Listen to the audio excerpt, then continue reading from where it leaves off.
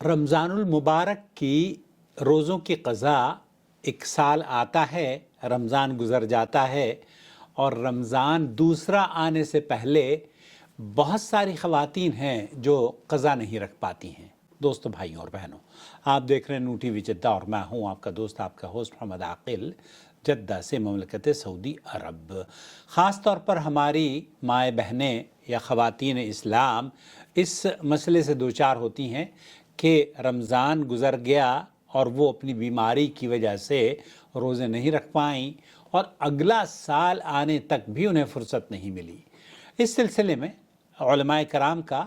اس بات پر اتفاق ہے کہ جس نے رمضان المبارک کے روزے نہ رکھے ہوں اس پر آئندہ رمضان آنے سے قبل روزوں کی قضا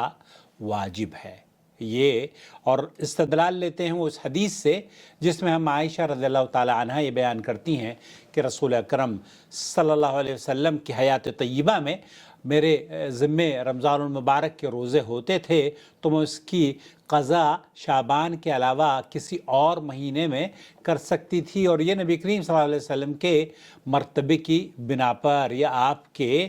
مقام اور عالی شان ہونے کی وجہ سے،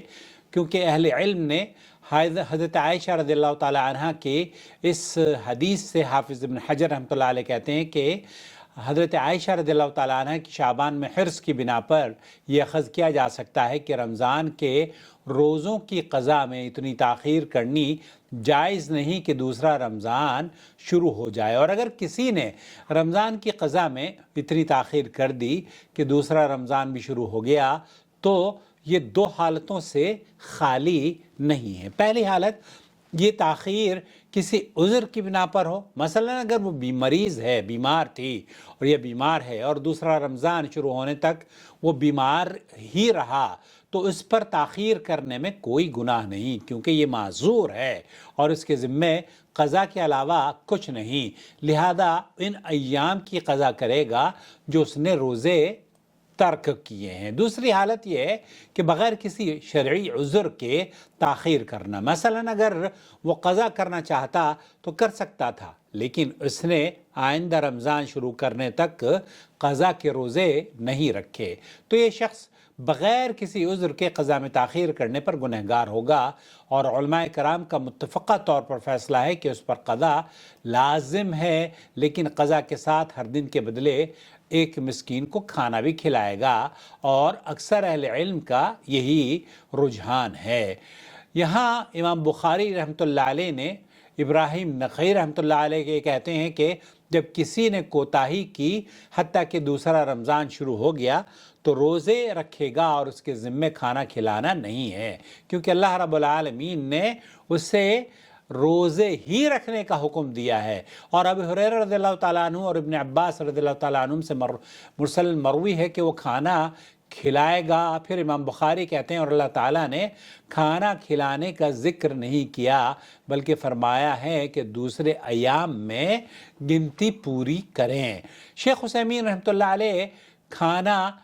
کھلانے کے سلسلے میں کہ وہ عورت یا وہ مرد جس کے روزے چھوٹ گئے ہیں اور رمضان گزر گیا ہے اور وہ پھر روزے رکھنے چاہتا ہے، ایسی صورت میں ایک اہل علم کا موقف یہ ہے کہ وہ رمضان کے ساتھ ساتھ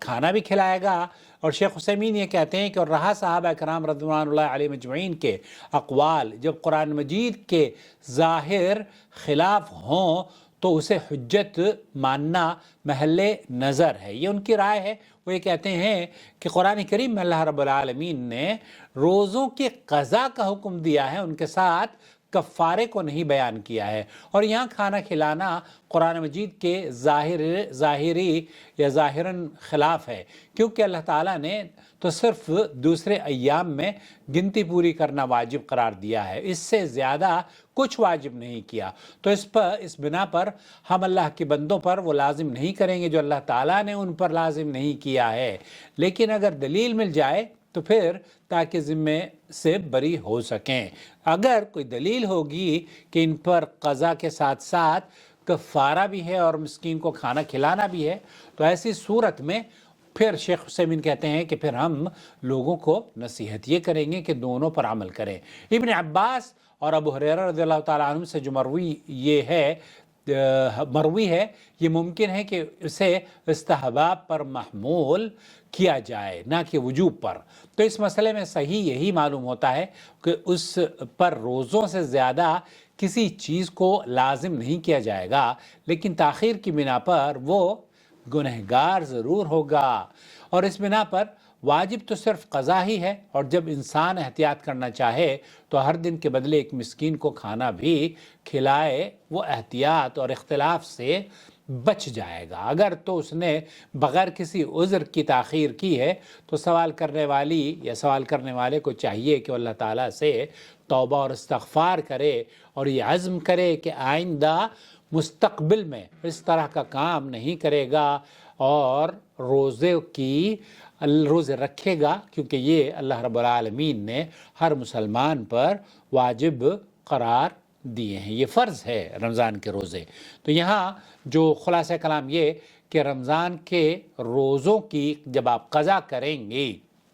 یا قضا کریں تو ایسی صورت میں رمضان کے روزوں کی ہی قضا کی جائے گی اگر آپ کے پاس کوئی شرعی عذر نہیں ہے تو. اور اگر اہل علم نے جو یہ بیان کیا ہے کہ آپ اس کا کفارہ بھی ادا کریں، کھانا کھلائیں، تو اس کو شیخ عثیمین نے کہا ہے کہ استحباب مستحب کے زمرے میں تو یہ ضرور آئے گا، البتہ کیونکہ اللہ تعالیٰ نے اسے واجب قرار نہیں دیا ہے تو اگر کوئی کھانا نہ کھلائے تو کوئی حرج نہیں. امید وضاحت ہو گئی ہوگی. شهر رمضان الذي أنزل فيه القرآن هدى للناس وبينات من الهدى والفرقان